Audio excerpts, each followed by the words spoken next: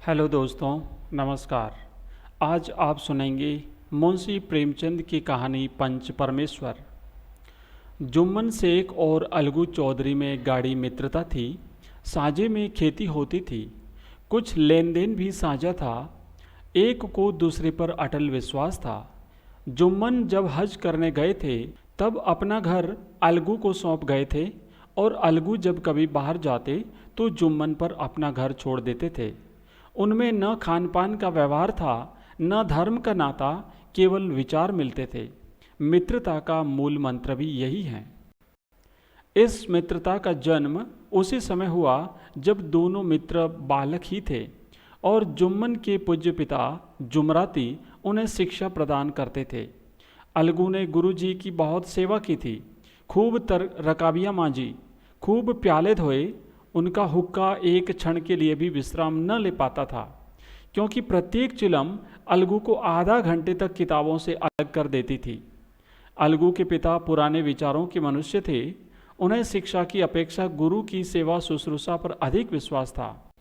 वह कहते थे कि विद्या पढ़ने से नहीं आती, जो कुछ होता है गुरु के आशीर्वाद से। बस गुरु जी की कृपा दृष्टि चाहिए। अतएव यदि अलगू पर जुमराती शेख के आशीर्वाद अथवा सत्संग का कुछ फल न हुआ तो यह मानकर संतोष कर लेगा कि विद्योपार्जन में उसने यथाशक्ति कोई बात उठा नहीं रखी। विद्या उसके भाग्य में ही न थी तो कैसे आती। मगर जुमराती शेख स्वयं आशीर्वाद के कायल न थे। उन्हें अपने सोटे पर अधिक भरोसा था, और उसी सोटे के प्रताप से आज आसपास के गांवों में जुम्मन की पूजा होती थी। उनके लिखे हुए रहननामे या बेनामे पर कचहरी का मुहर्रिर भी कलम न उठा सकता था। हल्के का डाकिया, कांस्टेबल और तहसील का चपरासी सब उनकी कृपा की आकांक्षा रखते थे। अतएव अलगू का मान उनके धन के कारण था, तो जुम्मन शेख अपनी अनमोल विद्या से ही सबके आदर पात्र बने थे। जुम्मन शेख की एक बूढ़ी खाला मौसी थी। उसके पास कुछ थोड़ी सी मिल्कियत थी, परंतु उसके निकट संबंधियों में कोई न था। जुम्मन ने लंबे चौड़े वादे करके वह मिल्कियत अपने नाम लिखवा ली थी। जब तक दान पत्र की रजिस्ट्री न हुई थी तब तक खाला जान का खूब आदर सत्कार किया गया। उन्हें खूब स्वादिष्ट पदार्थ खिलाए गए। हलवे पुलाव की वर्षा सी की गई। पर रजिस्ट्री की मोहर ने इन खातिरदारियों पर भी मानो मोहर लगा दी। जुम्मन की पत्नी करीमन रोटियों के साथ कड़वी बातों के कुछ तेज तीखे सालन भी देने लगी। जुम्मन शेख भी निठुर हो गए। अब बेचारी खाला जान को प्राय नित्य ही ऐसी बातें सुननी पड़ती थी। बुढ़िया न जाने कब तक जिएगी। 2-3 बीघे उसर क्या दे दिया, मानो मोल ले लिया है। बघारी दाल के बिना रोटियां नहीं उतरती। जितना रुपया उसके पेट में झोंक चुके, उतने से तो अब तक गांव मोल ले लेते।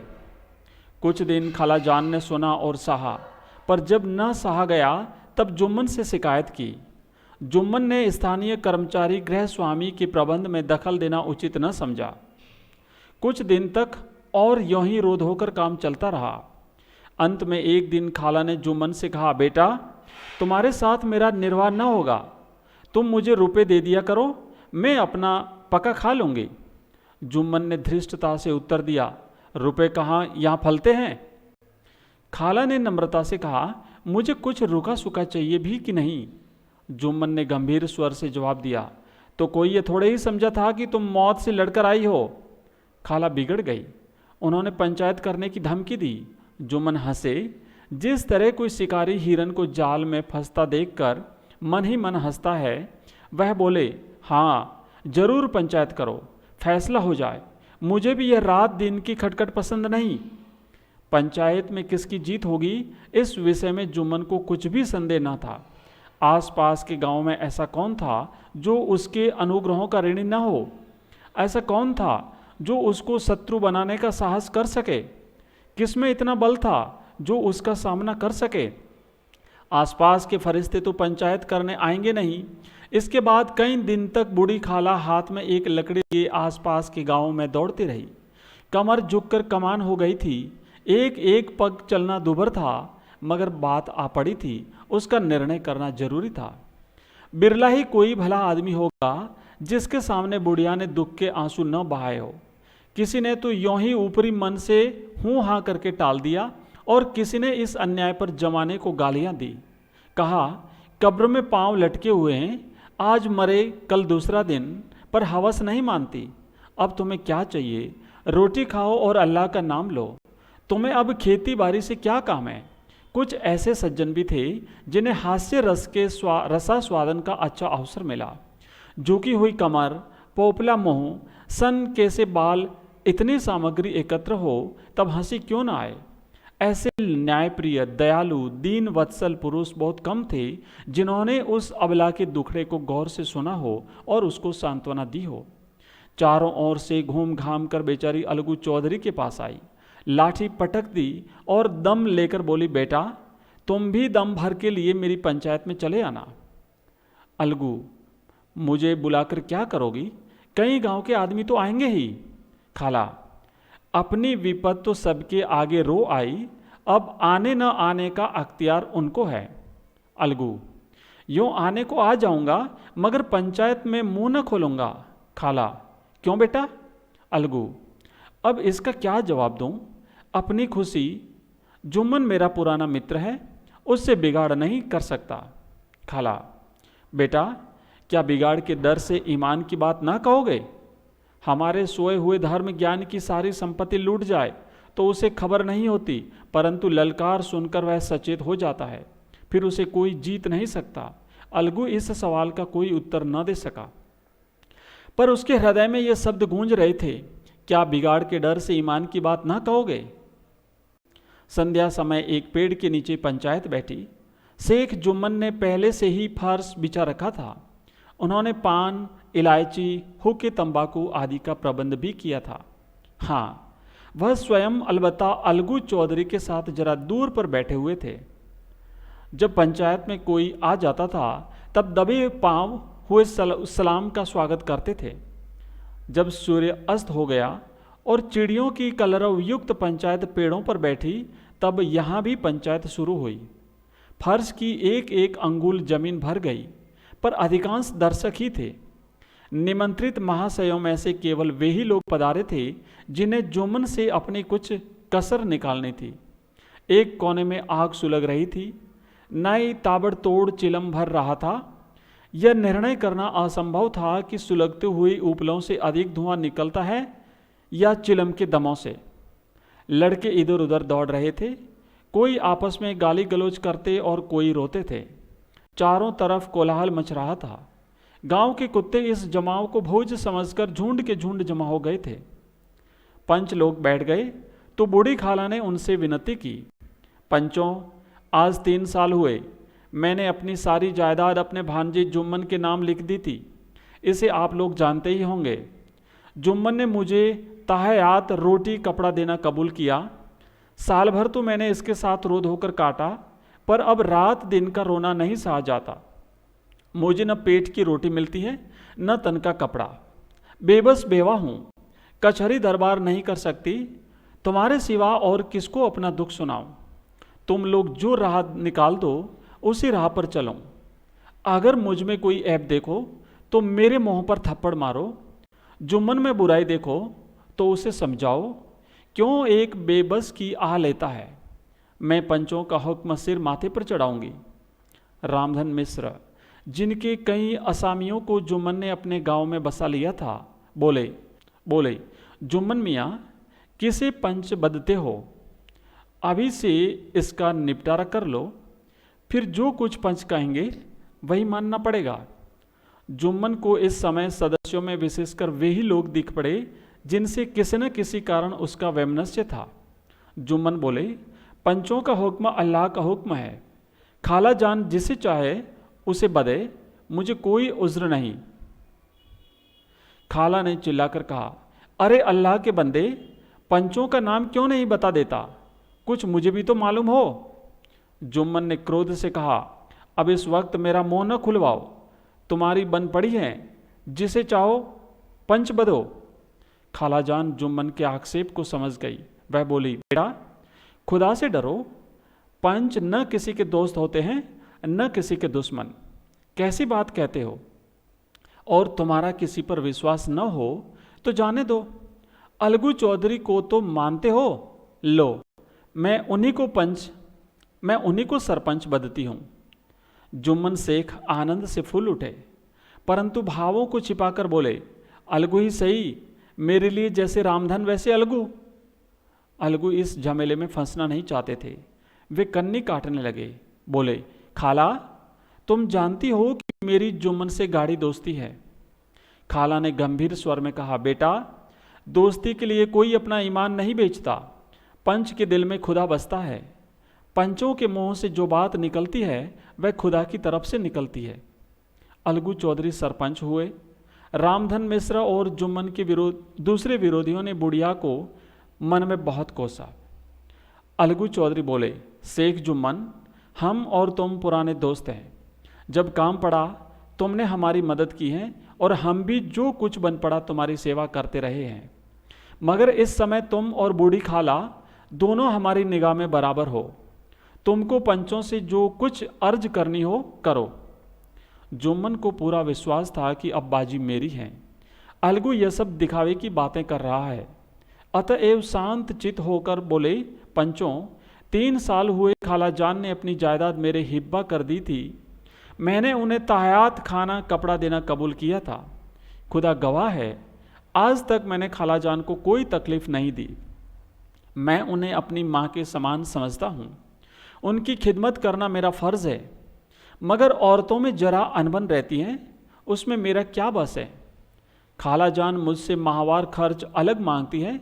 जायदाद जितनी है वह पंचों से छिपी नहीं। उससे इतना मुनाफा नहीं होता कि माहवार खर्च दे सकूं। इसके अलावा हिब्बा नामे में माहवार खर्च का कोई जिक्र नहीं तो मैं भूल कर भी इस झमेले में न पड़ता। बस मुझे यही कहना है। आइंदा पंचों का अख्तियार है, जो फैसला चाहे करें। अलगू चौधरी को हमेशा कचहरी से काम पड़ता था, अतएव वह पूरी कानूनी आदमी था। उसने जुम्मन से जिरह शुरू की। एक एक प्रश्न जुम्मन के हृदय पर हथौड़े की चोट की तरह पड़ता था। रामधन मिश्र इन प्रश्नों पर मुग्ध हुए जाते थे। जुम्मन चकित थे कि अलगू को क्या हो गया। अभी यह अलगू मेरे साथ बैठा हुआ कैसी कैसी बातें कर रहा था। इतनी ही देर में ऐसी काया पलट हो गई कि मेरी जड़ खोदने पर तुला हुआ है। न मालूम कब की कसर यह निकाल रहा है। क्या इतने दिनों की दोस्ती कुछ भी काम न आएगी? जुम्मन शेख तो इसी संकल्प विकल्प में पड़े हुए थे कि इतने में अलगू ने फैसला सुनाया। जुम्मन शेख, पंचों ने इस मामले पर विचार किया। उन्हें यह नीति संगत मालूम होता है कि खाला जान को माहवार खर्च दिया जाए। हमारा विचार है कि खाला की जायदाद से इतना मुनाफा अवश्य होता है कि माहवार खर्च दिया जा सके। बस यही हमारा फैसला है। अगर जुम्मन को खर्च देना मंजूर न हो तो हिब्बानामा रद्द समझा जाए। यह फैसला सुनते ही जुम्मन सन्नाटे में आ गए। जो अपना मित्र हो वह शत्रु का व्यवहार करे और गले में चूरी फेरे, इसे समय के हेरफेर के सिवा और क्या कहें। जिस पर पूरा भरोसा था उसने समय पड़ने पर धोखा दिया। ऐसे ही अवसरों पर झूठे सच्चे मित्रों की परीक्षा की जाती है। यही कलयुग की दोस्ती है। अगर लोग ऐसे कपटी धोखेबाज न होते तो देश में आपत्तियों का प्रकोप क्यों होता। यह हैजा, प्लेग आदि व्याधियां दुष्कर्मों के ही दंड हैं। मगर रामधन मिश्र और अन्य पंच अलगू चौधरी की इस नीति परायणता की प्रशंसा जी खोलकर कर रहे थे। वे कहते थे, इसका नाम पंचायत है। दूध का दूध और पानी का पानी कर दिया। दोस्ती दोस्ती की जगह है, किंतु धर्म का पालन करना मुख्य है। ऐसे ही सत्यवादियों के बल पर प्रति ठहरी हैं, नहीं तो वह कब की रसातल को चली जाती। इस फैसले ने अलगू और जुम्मन की दोस्ती की जड़ हिला दी। अब वे साथ साथ बातें करते नहीं दिखाई देते। इतना पुराना मित्रता रूपी वृक्ष सत्य का एक झोंका भी न सह सका। सचमुच वह बालू की ही जमीन पर खड़ा था। उनमें अब शिष्टाचार का अधिक व्यवहार होने लगा। एक दूसरे की आवभगत ज़्यादा करने लगा। वे मिलते जुलते थे, मगर उसी तरह जैसे तलवार से ढाल मिलती है। जुम्मन के चित्त में मित्र की कुटिलता आठों पहर खटका करती थी। उसे हर घड़ी यही चिंता रहती थी कि किसी तरह बदला लेने का अवसर मिले। अच्छे कामों की सिद्धि में बड़ी देर लगती है, पर बुरे कामों की सिद्धि में यह बात नहीं होती। जुम्मन को भी बदला लेने का अवसर जल्द ही मिल गया। पिछले साल अलगू चौधरी बटे सर से बैलों की एक बहुत अच्छी गोई मोल लाए थे। बैल पचाही जाति के सुंदर बड़े बड़े सींगों वाले थे। महीनों तक आसपास के गांव के लोग दर्शन करते रहे। देव योग से जुम्मन की पंचायत के 1 महीने के बाद इस जोड़ी का एक बैल मर गया। जुम्मन ने दोस्तों से कहा, यह दागाबाजी की सजा है। इंसान सब्र भले ही कर जाए, पर खुदा नेक बद सब देखता है। अलगू को संदेह हुआ कि जुम्मन ने बैल को विष दिला दिया है। चौधराई ने भी जुम्मन पर ही इस दुर्घटना का दोषारोपण किया। उसने कहा, जुम्मन ने कुछ करा कर दिया है। चौधराइन और करीमन में इस विषय पर एक दिन खूब ही वाद विवाद हुआ। दोनों देवियों ने शब्द बाहुल्य की नदी बहा दी। व्यंग्य, वक्रोक्ति, अन्योक्ति और उपमा आदि अलंकारों में बातें हुई। जुम्मन ने किसी तरह शांति स्थापित की। उन्होंने अपनी पत्नी को डांट डपट कर समझा दिया। वह उसे उस रणभूमि से हटा भी ले गए। उधर अलगू चौधरी ने समझाने बुझाने का काम अपने तर्कपूर्ण सोंटे से किया। अब अकेला बैल किस काम का? उसका जोड़ बहुत ढूंढा गया पर न मिला। निदान यह सलाह ठहरी कि इसे बेच डालना चाहिए। गांव में एक समझू साहू थे।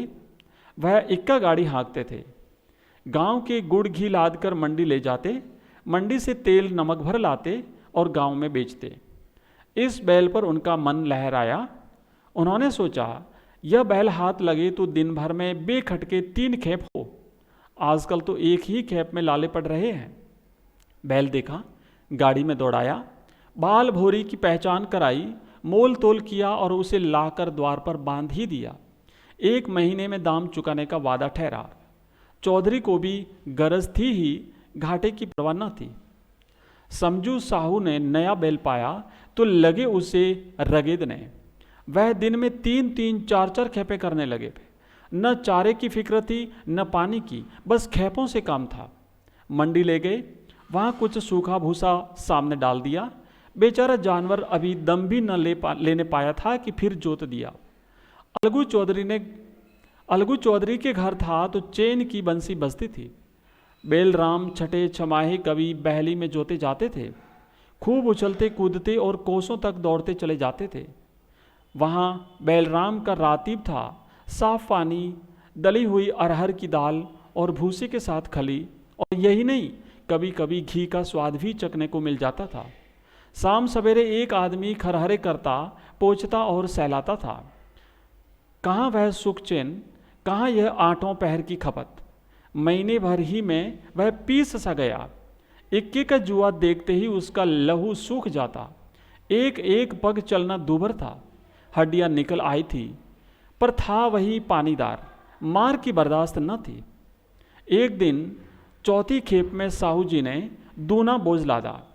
दिन भर का थका जानवर, पैर न उठते थे, पर साहू जी कोड़े पटकारते लगे।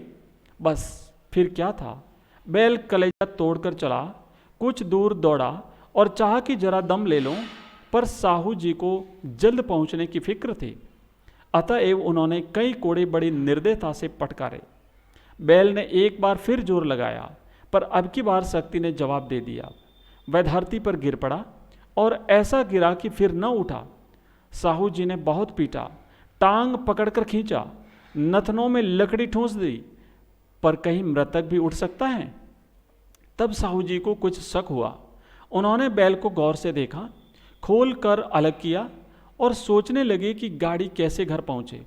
बहुत चीखे चिल्लाए, पर देहात का रास्ता बच्चों की आंख की तरह सांझ होते ही बंद हो जाता था। कोई नजर न आया। आसपास कोई गांव भी न था।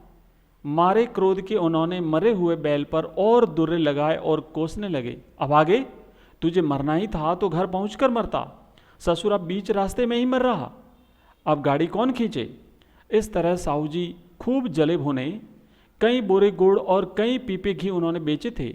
200-250 रुपये कमर में बंधे थे। इसके सिवा गाड़ी पर कई बोरे नमक के थे। अतएव छोड़कर भी न जा सकते थे। लाचार बेचारे गाड़ी पर ही लेट गए।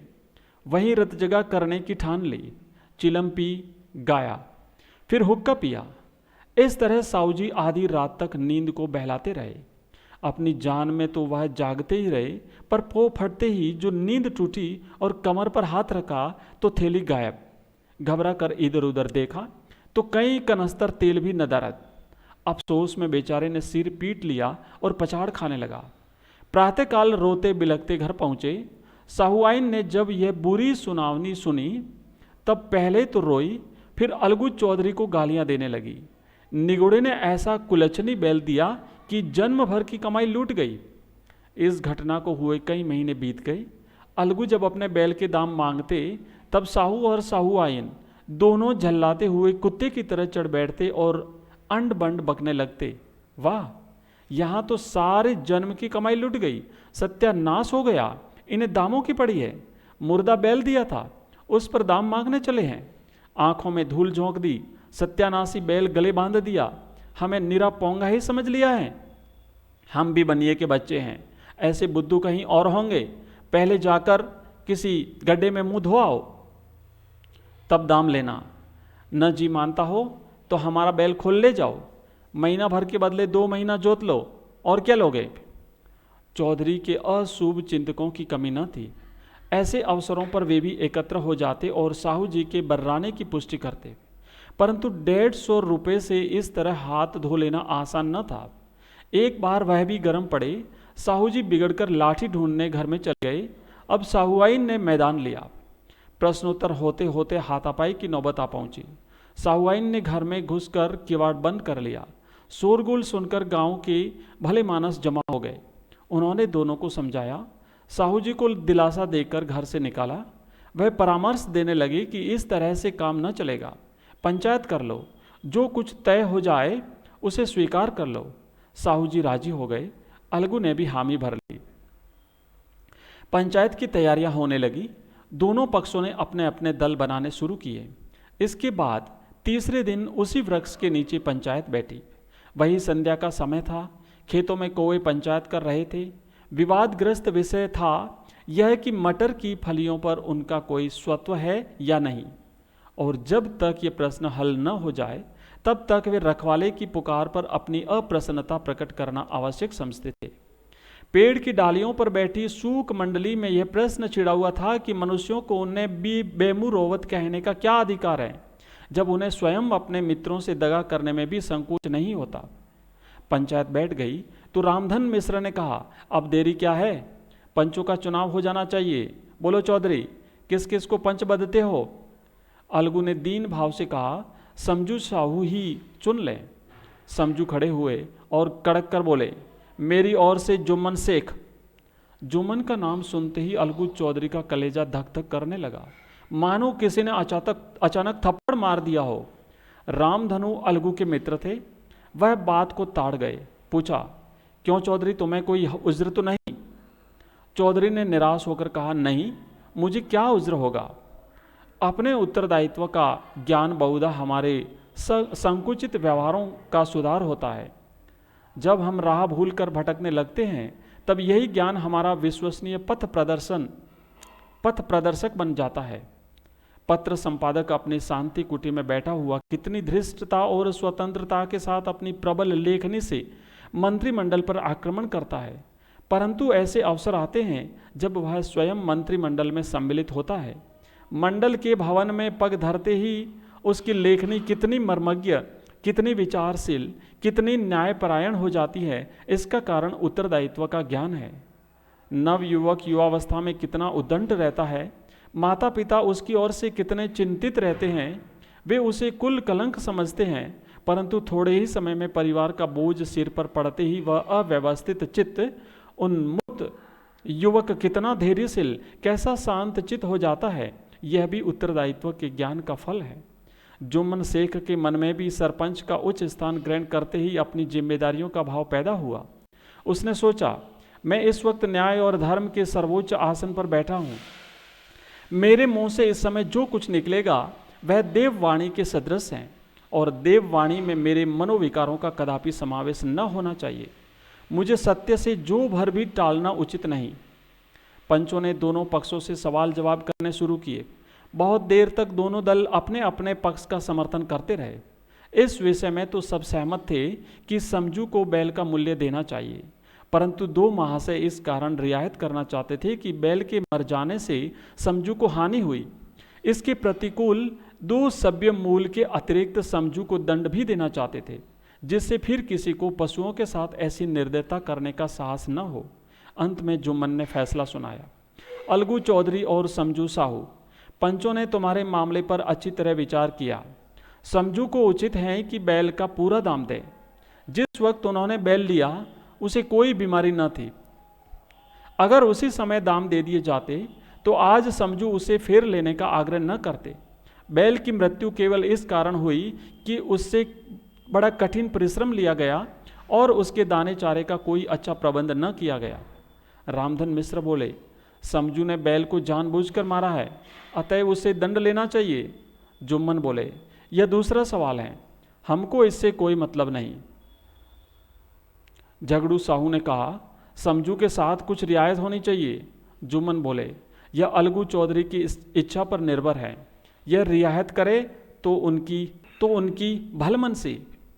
अलगू चौधरी फूले न समाये, उठ खड़े हुए और जोर से बोले, पंच परमेश्वर की जय। इसके साथ ही चारों ओर से प्रतिध्वनि हुई, पंच परमेश्वर की जय।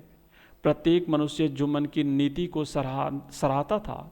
इसे कहते हैं न्याय। यह मनुष्य का काम नहीं, पंच में परमेश्वर वास करते हैं, यह उन्हीं की महिमा है। पंच के सामने खोटे को कौन खरा कह सकता है।